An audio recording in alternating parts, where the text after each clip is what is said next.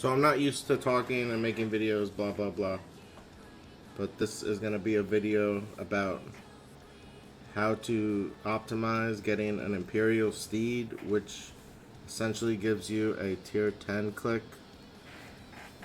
It's the only other way to increase the speed at which you can click a tier 10 besides waiting for weeklies and daily resets of the quests that give you the ferns. Alright, let's see. Alright, so I don't know if it's a good or bad thing, but BDO has been integrated into my life, so I take advantage of its many AFK activities. One of those activities I've taken advantage of most recently is horse training. A few months ago, a change was implemented that changed the way you get horse training experience also, if you didn't know. Before, it was when your horse leveled, it got or you received experience. Now it's based on a tick every so often. So it's best to level a low level horse or donkey, essentially to level 2, before repeating that process, as well as capturing horses. That's the fastest way to train at this point. There is some debate over the fastest way to AFK train, whether that's riding a donkey that's already level 50 and using a shy that has a sprint enabled. That might be a good measure. I like to level my tier 8s to higher levels so that I can go for the tier 10 attempts, like I'm going to be showing you right now, or talking about the Imperial Steeds. So let's see here. So I've been going hard for Imperial Steeds because I cannot get a tier 10. I have failed tier 10 attempts since they added the first tier 10, the Pegasus. So right now I'm at 36 fails since they added the fail stack. I'm not quite sure what number I'm up to totally, but I'm definitely over 100 fails since inception. But yeah, anyway. So I'm going to show a link in below here, the description, that'll tell you it's at BDO Analytics or whatever it's called, and it'll show you a chart, and you'll have to input your mastery, your training mastery, and input the 2 horses that you plan to breed, and it'll give you the chart of what are the chances of you getting a higher tier or a chance at an Imperial Steed. So for example, for me, my mastery required is, or the highest mastery you can have according to the calculator, is 1850 training mastery. I'm already far above that. Oh, you can't see it right now. Hold on, let me show you. When I train, I use this artifact set that kills your training mastery. Wait, why am I? Oh, normally I have a stone tail on, but I'm over 2k usually. Anyway, so 1850 is the highest it can be for breeding, and I had it on my screen for the longest time, but what I do is I go for tier 6s level 24, tier 7s level 20, and tier 8 level 16, plus a level 30 tier 8. Now that's not the best optimized route to do this. It's probably better to do, I think it was 2 tier 8 level 24s. But this is what I've been doing, and at the same time I've been stockpiling all these horses. I'll give you a glimpse in my stables. But I've been stockpiling, you know, if you can see here, I have over 300 horses that I've leveled, bred, and then stockpiled waiting for the next invoice event. I'll show you what those are real quick.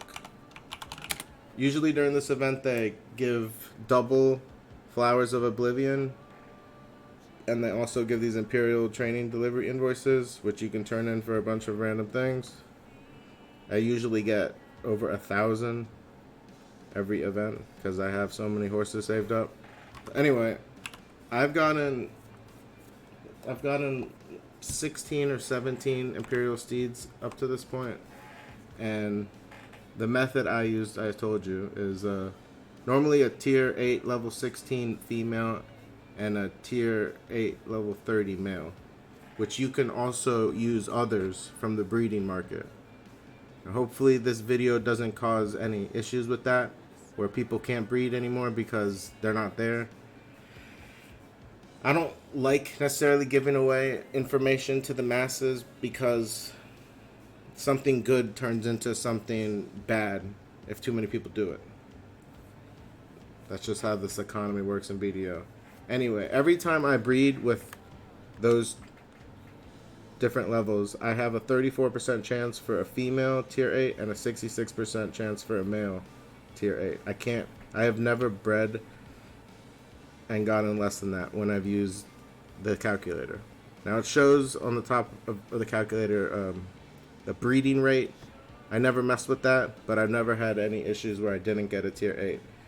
I'm not positive if the 2.5% chance Imperial Steed rate is exact, but like I said, I've bred hundreds of horses and I've gotten a good amount of Imperials, I'd say. But my tier 10 luck is non-existent. So anyway, if you want to do this, you don't need to be a high-level mastery. Or high-level training, sorry. You do need higher mastery. But you can get that from a Manos riding crop, which you can buy or enhance yourself, as well as the trainer clothes. Both of these things give 400 each at Penn. So my Artisan, I think it's an Artisan 7, but my Artisan 7, my main has Artisan 7 training. I usually train on an alt, and with this gear he's still over 1850. So you want to get at least as close to that as you can before you start breeding heavily for steeds. Otherwise your rate will be lower. If you don't breed at 1850 with, depending on the calculator, the levels you use, like I said, I did a 30 tier 8 and a 16 tier 8. If you don't breed at least that, you won't have as high of a chance, and the chance is already really low. The highest chance you can have is 2.5% chance of procking the Imperial Steed. If you don't know what Imperial Steed is after all this time, it is a horse that you can level to level 15. It gets no abilities whatsoever, so it's a very slow process. You don't get any sprint or whatever. And once it gets 15, you Imperial Delivery it and you get a chest. And that chest has a bunch of tier 9 mats, and it has all the tier 10 mats you need for 1 click, minus the censer, and I believe like the everlasting fruit and the fruit of enhancement, all that stuff. Enchantment, sorry. I've been playing a lot of WoW. Enhancement, enchantment. Anyway, it essentially gives you a free click, minus some other mats. Like I said, the censer, you have to have that yourself. But it takes away, it gives you 10 feathers and it gives you 100 ferns. So it takes away days of waiting for a click. Let me see what else do I have to add. See, like I said, you don't need a level 30. You can use, oh, let me see, I wrote it down here. You can use 2 level 23s at 1850 mastery. So a 23 male and a 23 female, and that will still give you 34% chance at a female, 66% chance at a male, and a 2.5% chance at the steed, which is the whole objective of this video, helping you get steeds so you can get more T10 clicks. This is something you could potentially do without doing any training. You can just buy horses from the horse market and breed them with horses from the horse market and never have to do any training. So for those PvPers out there that hate doing life skill, that is the best method for you. Like I said before, hopefully this doesn't lead to more gates being added because there will be less horses to use. I don't think this video will get that much traction, but let's hope not, because I don't have 1 tier 10 yet and I need to keep doing this method. The only thing slowing me down right now is waiting on a training event, so right now, like, I don't have any room in my stables. Let me see, anything else I have to say?